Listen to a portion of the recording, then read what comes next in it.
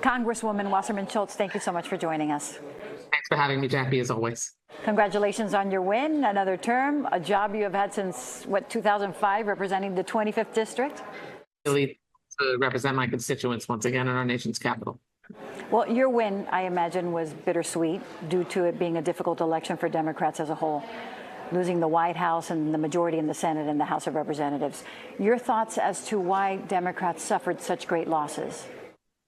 Well, I think it's important to really look at the whole picture of the election result and drill down a little more specifically, because it is a pretty significant overstatement to say that this was a big Republican red wave, especially with this reality of, in all of the, except for one, contested U.S. Senate races in battleground states, the Democratic incumbent or the Democratic nominee won the election. So we won 4 of 5 contested Senate seats in battleground states that were on the ballot.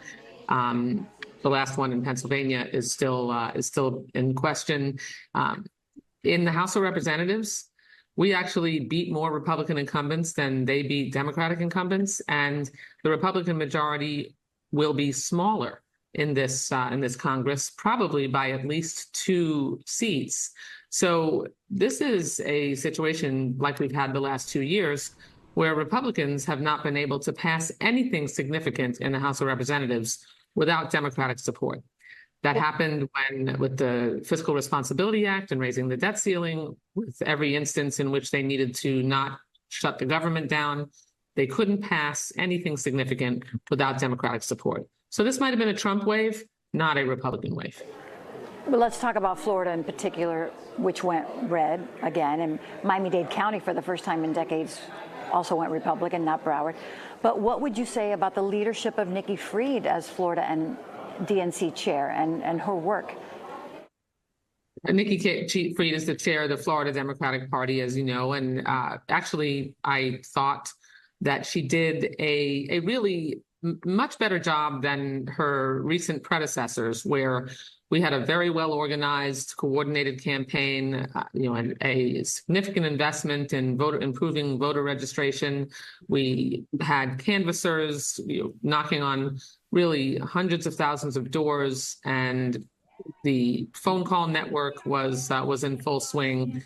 Really, at the end of the day, we as Democrats need to make sure that we recognize that the successes that we've had in reducing the costs of the daily lives of the average consumer improved thanks to Democrats in the White House and Democrats in Congress. The reduction of prescription drug costs, the reduction of gas prices, the efforts to make sure that we had the most significant economic rebound, in the world after COVID.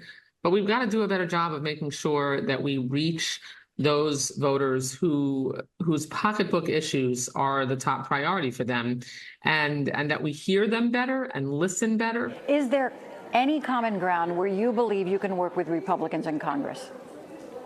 So where we have the ability to work together and reach across the aisle, and the Republicans want to get things done, we'll be able to do that.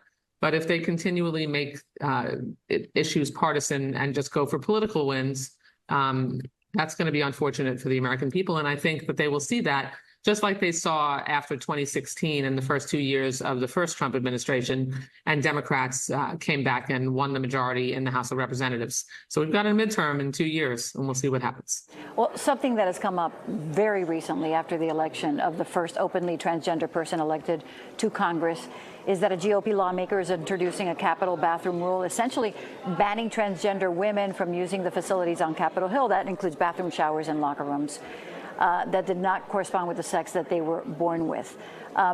Before I get your thoughts on that, we just got news that Mike Johnson, the Speaker of the House, announced a transgender bathroom ban in the Capitol after the Sarah McBride election. Your thoughts on that?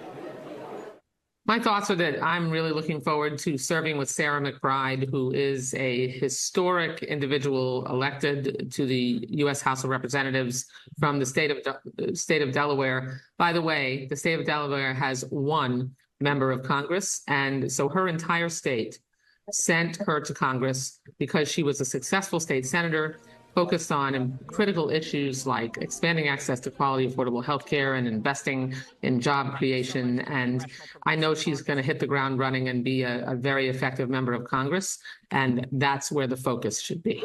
Do you believe there should be a gender-neutral bathroom in the Capitol? I think we need to make sure that we are focused on the priorities of our constituents and dealing with the economic impact of grocery prices and bringing the cost of prescription drugs down and continuing to create jobs.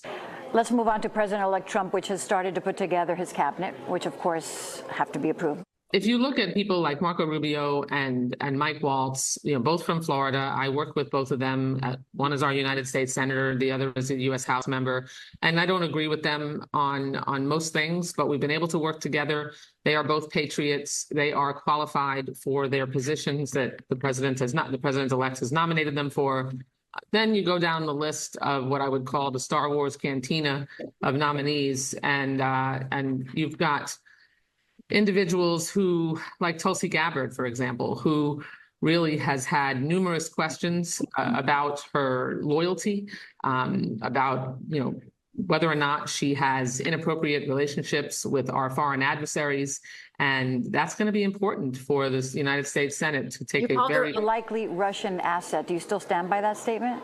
I believe that there are serious concerns with Tulsi Gabbard's relationships with our foreign adversaries, and that needs to be really scrutinized because there are real concerns there, yes. In addition to that, there are people like Robert F. Kennedy Jr., who was nominated to head the Department of Health and Human Services. I mean, this is someone who is an anti-vaxxer who will jeopardize the lives of children across the country. I mean, we had a measles outbreak, Jackie, if you remember, earlier this year in Weston, in my hometown, in elementary school. Congresswoman, the U.S. has blocked a UN push calling for a ceasefire in Gaza, saying that this would have only emboldened Hamas. Do you agree with that decision? Now that the leadership of Hamas has been eradicated, that we bring the conflict to an end by getting the hostages home, making sure they're released, making sure that the terrorist threat that lives on Israel's doorstep is not able to reemerge, addressing the seven-front war that Israel is facing right now, and ensuring that Israel has and Israelis have the right to live in the Jewish and democratic state of Israel and have the kind of security that every citizen of every country deserves.